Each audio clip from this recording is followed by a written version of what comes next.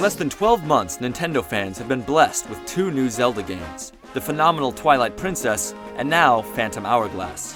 It's truly a Zelda game, with dungeons and boomerangs, but it's also different, being a direct sequel to Wind Waker, discarding the D-pad for complete stylus control, and streamlining some of Zelda's intricacies for more casual, portable play. So it's a Zelda game, but where does it sit within its prestigious pack?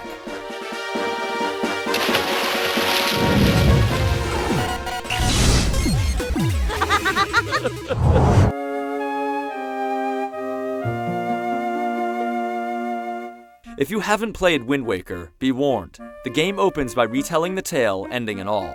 And with Phantom Hourglass being a direct sequel, it's fair, putting some context on the plate. Soon enough, a mysterious ghost ship appears. Tetra, leader of the band of merry pirates, is kidnapped, and Link is thrown overboard, to wash ashore in a not-so-sly wink at Link's awakening.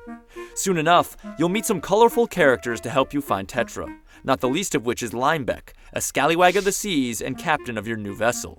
It's a lovable story that cribs the best characters from Wind Waker and a pinch of Pirates of the Caribbean as well.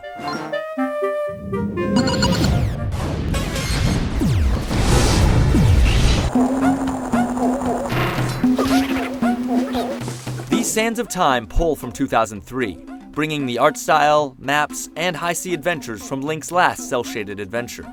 And there's still that classic progression of overworld to town to dungeon. The overworld, 4 quadrants each dotted with islands, still house shops and people to talk to, secrets to unearth, and boulders to bomb.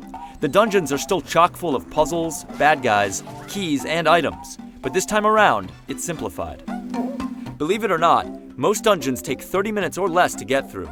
Then there's a simple, if imaginative, boss fight. Gone is the compass, and the map now is available on the top screen from the get-go. You can also jot down notes using the touchpad. The puzzles are like the bosses, fun but simple, and the dungeons are very linear. So don't worry about getting to a door, not having a key, and having to scour the entire game to find it. The exception is the Temple of the Ocean King, which you'll revisit multiple times throughout the game. This is where the Phantom Hourglass comes into play, as you're forced to complete the dungeon before time runs out.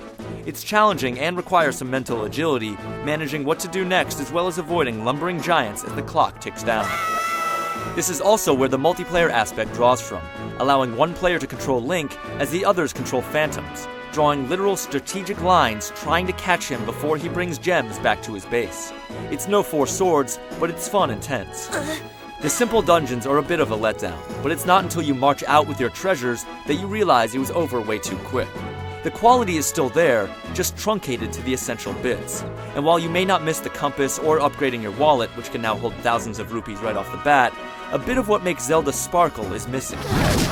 You can acquire great amounts of wealth and spend it on cosmetic upgrades for your boat, but with the streamlined adventure and smaller world, there's not a lot going on after you beat the game. Just picking up a few last treasure chests or dredging them up from the ocean.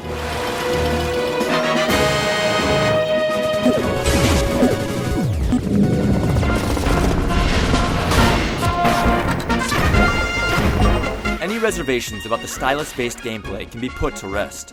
The learning curve is non-existent, while some elements are improved, like plotting out a boomerang's path to smack some moving rupee container upside the head. That said, a few of the other DS novelties return, like the microphone, which is fine if you're hanging out on the couch, but may raise an eyebrow if you're caught blowing into the mic at, say, jury duty. The touch-tap combat is fun, but continuing the theme, pretty easy, even for a Zelda game. The shield works automatically, and few enemies are more than 2 blows away from defeat. The seafaring is improved from Wind Waker, with no troublesome baton, just chart your route on the map and you're off. Distances are shorter, warping is more readily available, and sea enemies play like whack-a-mole for the most part, keeping you amused on the short trips. Also, the seagulls explode. The game plays like gold, but the easiness factor creeps in again. If you do want a challenge, you can always rerun the Ocean King's Temple, going for a better time by ferreting out shortcuts, but this is far from ideal.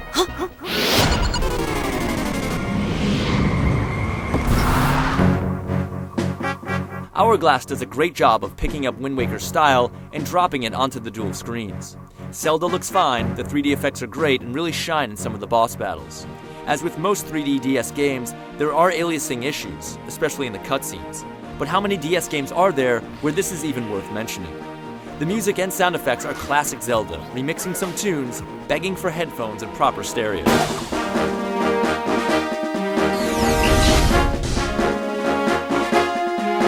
There's no denying that this is a great, if easy, game. But when you're talking about the upper echelons of the gaming pantheon, everything is held in another light. As portable entertainment, it's fantastic, proving an action-adventure can be done with the stylus with no qualms. The quickie dungeons and throttled exploration are outright disappointing, but when held up against the rest of the DS library, it's a great game. But it's just a good Zelda.